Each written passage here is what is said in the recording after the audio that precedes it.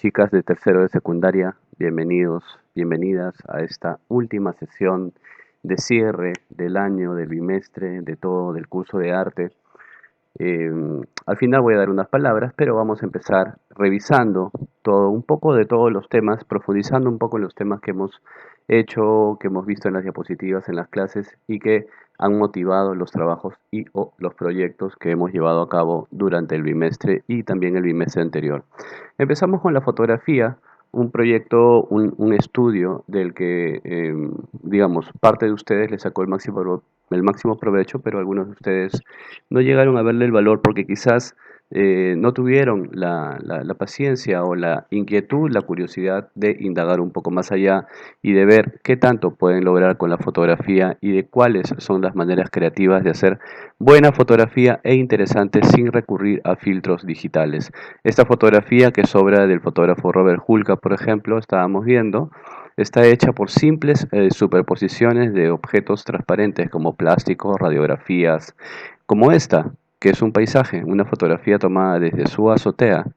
Y yo lo sé no solamente porque él lo explica, sino porque yo conozco, es un fotógrafo amigo mío, conozco las instalaciones donde él trabaja y él es una persona, un artista muy curioso. Entonces, para lograr este efecto, que no es digital, lo que él hace es conseguir láminas de plástico, acrílico, vidrio y luego echarles barro, agua, pintura, etcétera, para alterar la transparencia y confrontándolo con el paisaje logra fotografías como esta, ¿no? Incluso espera un poco en determinadas horas, como ya habíamos visto, en determinadas horas del día la luz cambia y ese cambio de luz nos genera sensaciones visuales muy agradables. Aquí hay un pequeño loop, lo siento, que aparece en cada cambio de escena. Pero bueno, estamos viendo la fotografía esta del paisaje con fondo rojo, ¿no?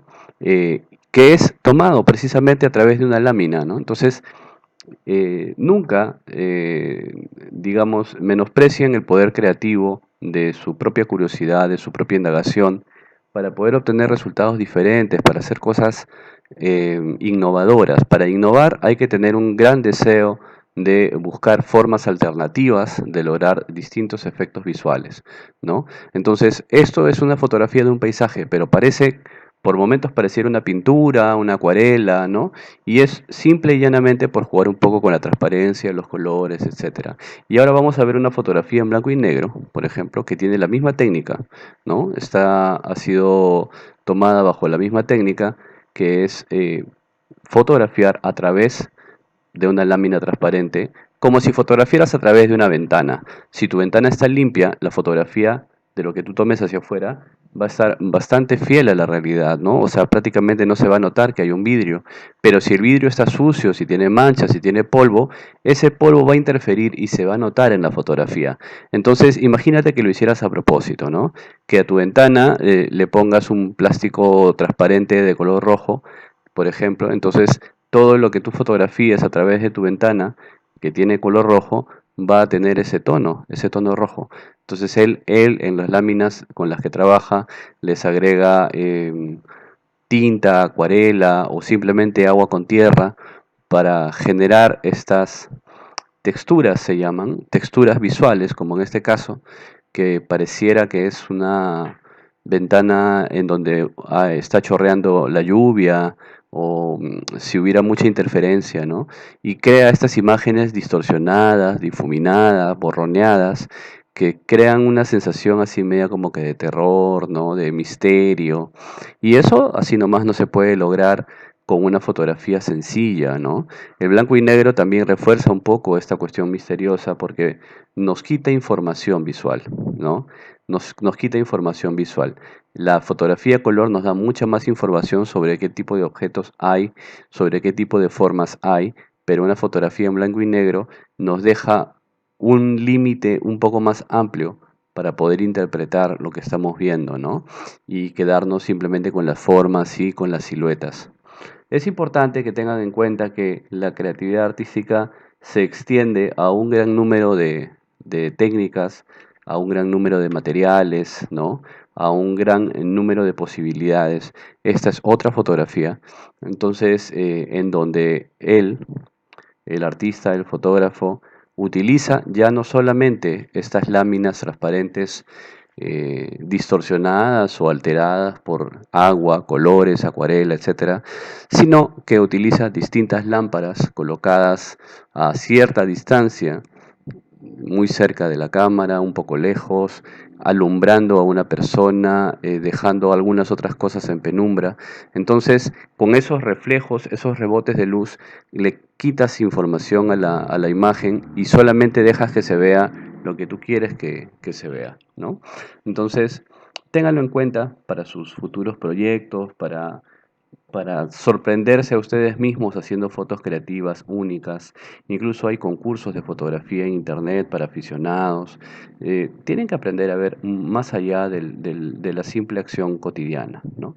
Y en cuanto a fotografía, pues existe como ya habíamos visto, la regla de tercios, que es esta cuadrícula que aparece en muchas cámaras, incluso en los software de las aplicaciones para tomar fotografías con el celular.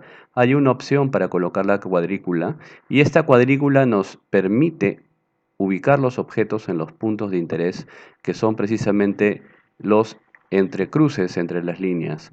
Tenemos 9 cuadrantes, pero tenemos 2 líneas o 3 franjas horizontales y 3 franjas verticales, y en donde se cruzan sus líneas existen 4 puntos, ¿no?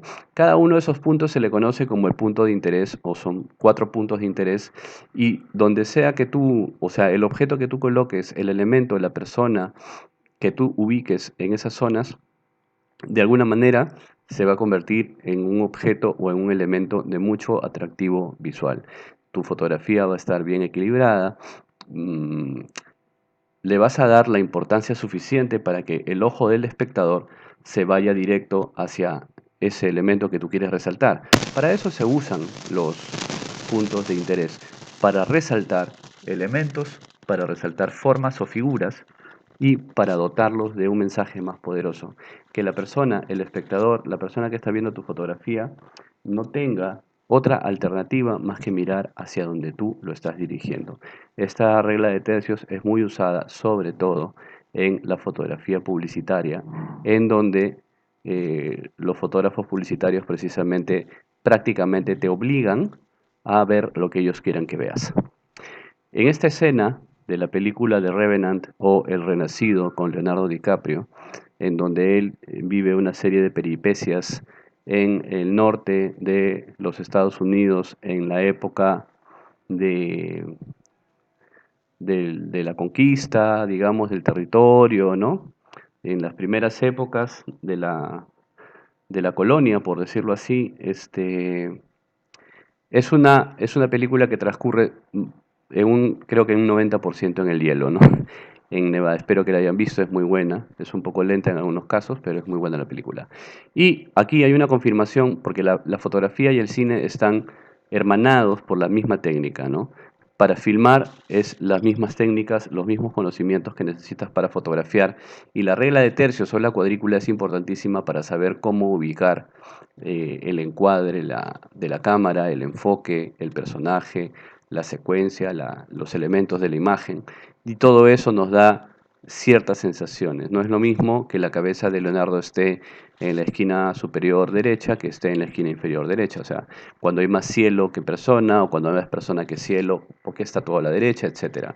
Ahora, también habíamos visto o conversado un poco sobre la descontextualización de la imagen, esta posibilidad que nos dan los acercamientos para crear efectos, acercamientos, cambios de luz, inclinación de la cámara, etcétera. Aquí estamos viendo un tipo de fotografía de miniatura en donde no solo necesitas una cámara profesional como la que se ve acá, también lo puedes hacer con una cámara celular. Yo tengo alumnos y alumnas que han trabajado esta técnica y les ha salido espectacular, ¿no? Entonces, lo que estás viendo en esta cama, porque mira, ni siquiera necesitas un estudio de grabación, es en el cuarto. Aquí es en una cama, a una silla se le ha puesto una toalla o una sábana del mismo color para crear un fondo, ¿no? Y pones telas, toallas, cojines, etcétera. Y lo que estás viendo ahí es un par de brócolis, ¿no? Si conoces la verdura, el brócoli, ya debes saber pues que parecen arbolitos, ¿no? Y con un buen acercamiento y con una buena iluminación puedes hacer que parezcan cosas que realmente no son, ¿no? Entonces vamos a ver un poco cómo quedó o cómo quedaría esta fotografía. Fíjate, ¿no? Esta es la fotografía que se logra, que se tomó mediante este sistema. Y ahí tenemos los arbolitos de brócoli colocados, como si fuera un bosque y un pequeño muñequito a la escala, ¿no? Entonces, todo es una ilusión óptica, ¿no? Que parte del conocimiento, de la curiosidad, de la innovación, de la creatividad, pero también del conocimiento de artes visuales en cuanto a proporciones, ¿no? Si tú quieres que el pequeño arbolito de brócoli parezca realmente un árbol, necesitas colocar una referencia visual que en contraste haga que parezca más grande de lo que es. En este caso, el tamaño del muñequito es especialmente pequeño para que estos troncos de brócoli terminen pareciendo en la fotografía verdaderos árboles, ¿no? Y eso lo hace una fotografía muy interesante. En este siguiente ejemplo, ¿no? Vamos a ver un tipo de trabajo similar, la misma técnica, pero con un montón de sal o azúcar, no estoy seguro, sobre la cama, ¿no? Que puede ser una mesa, puede ser una alfombra, es cuestión de tener creatividad, ¿no? ¿Cómo es que se ponen estos montículos de sal o azúcar blanca para que parezcan dunas o montañas, ¿no? Claro, si están completamente blanco, todo está completamente blanco, y de ahí también hay un pequeño muñequito a escala, pequeñito, ¿no? Y todo lo demás es enfoque de la cámara. Todo lo demás es el encuadre, el lente, el ángulo, el ensayo y el error, la prueba, eh, el intento, el segundo intento, etcétera, hasta que al final sale una imagen completamente sorprendente, ¿no? De este modelo, ¿no? Para esto tienes que tener una idea y hacer pequeños bocetos, ¿no?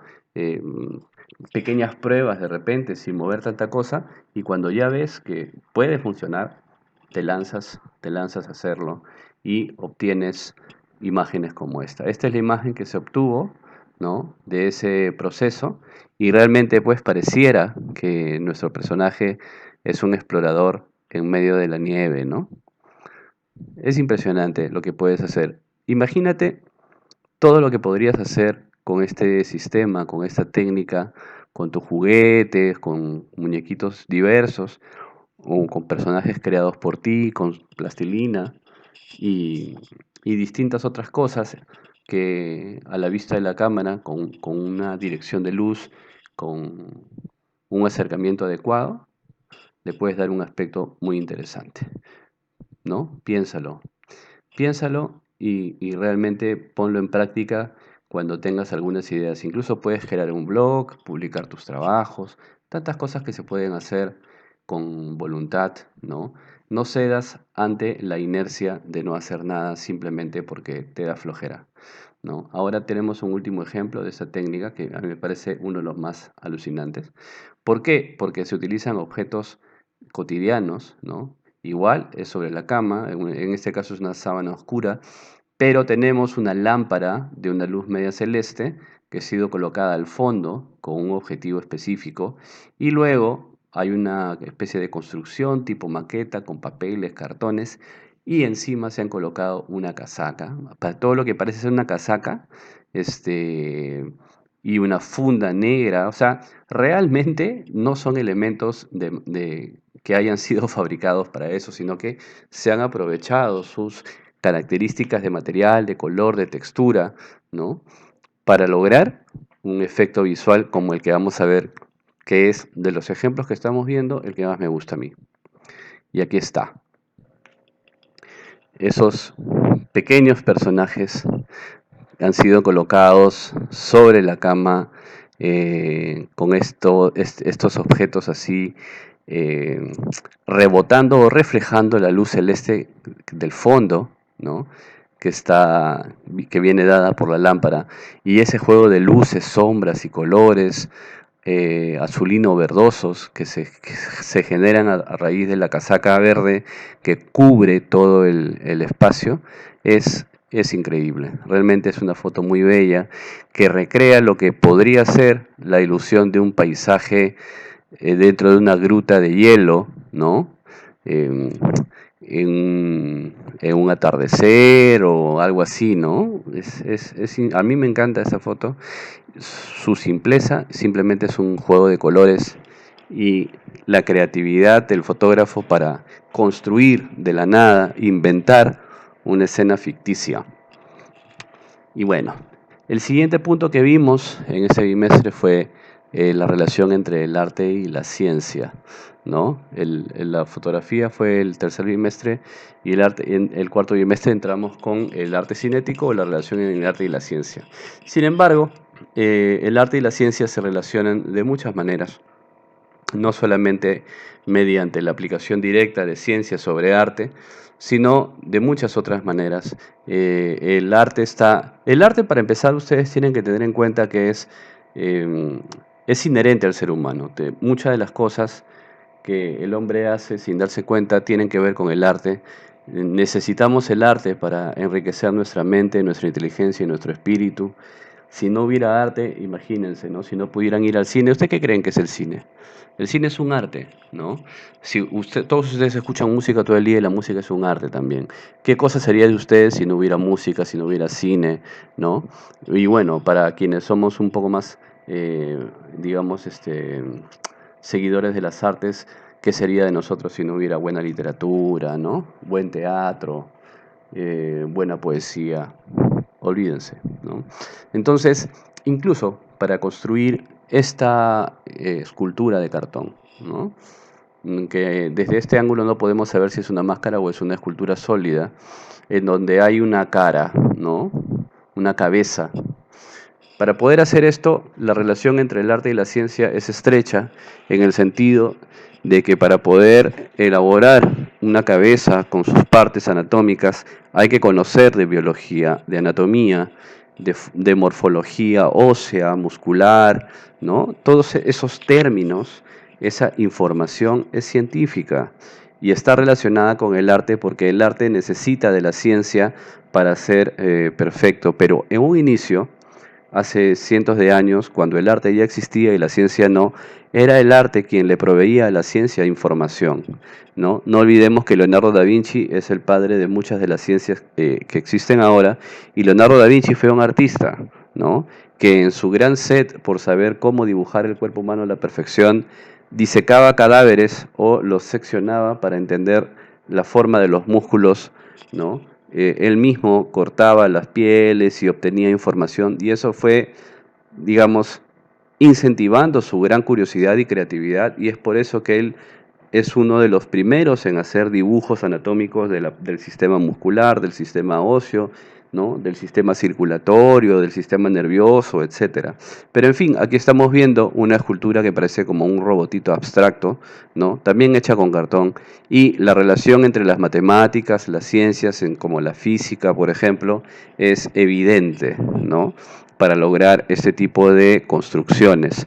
Pero, hablando ya desde la ciencia aplicada, tenemos, por ejemplo, esta máquina. Bueno, es una máquina mecánica que se llama prensa de tórculo o una prensa de grabado, ¿no? Es una prensa que cuando tú giras ese tórculo o esa hélice que está sosteniendo el artista con la mano derecha, esa manivela, lo que hace es deslizar ese tablero o esa mesa giratoria entre unos rodillos que tanto arriba como abajo hacen que se ejerza una presión sobre el tablero. Y lo que hay dentro de ese tablero hay dos cosas. Existe una matriz y un papel de transferencia en donde la matriz va a ser una impresión. Cuando el rodillo pasa por esa mesa giratoria, lo que hacen es presionar la matriz sobre el papel y transfiere la tinta, y a eso se le llama grabado. El grabado es una técnica de bellas artes que a mí me encanta, que es buenísima y que te permite hacer varias copias. Y aquí está, por ejemplo, vemos una matriz que es la matriz que está abajo, en donde se ha impreso por último ya el color negro, y el papel se está retirando después de haber pasado por la prensa. La prensa lo que hace es apretar la matriz entintada sobre el papel y fija la tinta sobre el papel, luego se retira y se pone a secar, ¿no? Para lograr un grabado de 3 colores como este, existen una, dos, 3 impresiones, porque la primera impresión probablemente fue el color rojo, solo el color rojo, luego se tuvo que volver a imprimir el color azul y por último este color negro para hacer los fondos y los bordes. Entonces hay muchísimo que ver con respecto a las ciencias como la física, la mecánica, ¿no? Incluso cuando hablamos de pintura y de la formulación de los distintos tonos que encontramos en las pinturas, también hay ciencia porque existen métodos químicos para lograr distintos tonos de color. Los pigmentos son minerales y para eso, para combinar minerales hay que saber de química. También para fabricar distintos tipos de pintura, porque tienes un pigmento de color rojo. ¿Qué cosa es un pigmento? Es un polvito rojo. ¿Cómo fabricas una pintura con eso? Con distintos materiales como aglutinantes. ¿Qué es un aglutinante? El aglutinante es la mezcla o la emulsión que le va a dar la consistencia a tu pintura. Si usas goma arábiga, estás obteniendo acuarela. Si usas caseína, estás obteniendo témpera. Si usas aceite para mezclar el pigmento, estás obteniendo óleo. Y es así, ¿no? Entonces, la ciencia lumínica, ¿no? Que es parte, creo, de la física, ¿no? Eh, el estudio de la luz, ¿no? Y el estudio de la luz y sus distintos tonos de oscuridad, como se ven aquí en esta rueda de luminosidad, que con un lápiz o un carbón la puedes reproducir, también es parte de las ciencias. Y el arte utiliza esta información o comparten ambos esta información para desarrollar escenas, distintas escenas o distintas formas de reproducir una imagen, ¿no? Y tengan en cuenta que el arte, como la ciencia, han avanzado muchísimo, ¿no? Antiguamente se pensaba que solamente una pintura era buena cuando estaba dibujada, cuando dibujaba los cuerpos y las formas de manera robusta, con gran musculatura y con gran detalle. Es por eso que los artistas debían saber anatomía humana para poder saber dónde quedaba cada músculo, cómo se movían los músculos en determinadas posiciones del cuerpo, pero también tengan en cuenta que hace 600 años o hace 500 años, como es esta pintura de Rubens, podemos observar que el uso de los colores era distinto, ¿no? Los colores eran más marrones, más opacos, había menos variedad, pero ya a principios del siglo XX se empiezan a utilizar los colores más puros, ¿no? Como esta pintura de Kandinsky, por ejemplo, que es un pintor ruso. Entonces se empiezan a utilizar los colores más puros, más estridentes, las combinaciones más contrastantes, ¿no? Disculpen esa pequeña falla del video nuevamente. Y el arte cambió, ¿no? El arte cambió, el arte evolucionó, el arte nos dio nuevas formas de expresión y eso también es producto del avance paralelo entre el arte y las ciencias. Entonces con esto vamos llegando al final de la narración de las diapositivas y en unos segundos viene mi video de despedida final. Aquí tenemos el estudio de un artista, de un pintor, para que vean cuáles son todos los componentes que usualmente contiene un estudio o un taller de artista, ¿no? Están los caballetes, están los lienzos, algunos pintan sobre las paredes, adheriendo las telas o los papeles con cintas. Tenemos estantes con libros, con pinturas, con aerosoles, dependiendo de la técnica. Siempre es bueno tener un espacio para ti, un espacio para que te explayes, para que fluyas, para que te expreses, como en un diario. El arte es muy bueno para ti, el arte te ayuda a desarrollar tus emociones, a desarrollar tus habilidades y a desarrollar tu inteligencia. Bueno chicos, con esto vamos entrando a la parte final. Bueno chicos, es así como hemos llegado al final de este proceso. Quería agradecerles a la gran mayoría de ustedes su compromiso, su dedicación. He tenido la gran satisfacción de conocer chicos y chicas muy inteligentes, muy dispuestos, con mucha creatividad, con mucha curiosidad y con mucha capacidad para resolver problemas creativos. Eso es muy gratificante. Yo los felicito a la mayoría realmente, han hecho trabajos muy buenos y eso me da a mí la tranquilidad de saber de que las actividades han sido bien aprovechadas, ¿no? Tengan en cuenta que las actividades han sido pensando en ustedes, que las evaluaciones de esas actividades han sido pensando en ustedes y en el desarrollo de sus habilidades, ¿no? Habilidades que les van a servir a ustedes para el futuro, habilidades procedimentales, habilidades de pensamiento crítico, para cuestionar, para hacerse preguntas. No olviden nunca que la creatividad es el arte de resolver problemas. Y problemas en la vida van a haber siempre, en toda edad, en todo momento y donde sea que te vayas, van a aparecer problemas. Y la creatividad es una habilidad inherente al ser humano, una forma de la inteligencia que nos permite siempre mirar hacia uno y otro lado, encontrar con lo que tengamos a la mano una respuesta, una salida, una estrategia. En ese sentido, me despido de ustedes con mucha pena, esperando volver a verlos en una nueva oportunidad y deseándoles unas felices fiestas, unas felices vacaciones y que este año que hemos pasado momentos tan complicados y que todavía no terminan, sirva para aprender, sirva como una lección para nuestra vida futura y que a partir de ahora tengamos mucho más cuidado, nuevos hábitos de higiene, de comunicación, etcétera. Así que, sin nada más, un saludo fraterno para ustedes y nos vemos muy pronto. Cuídense.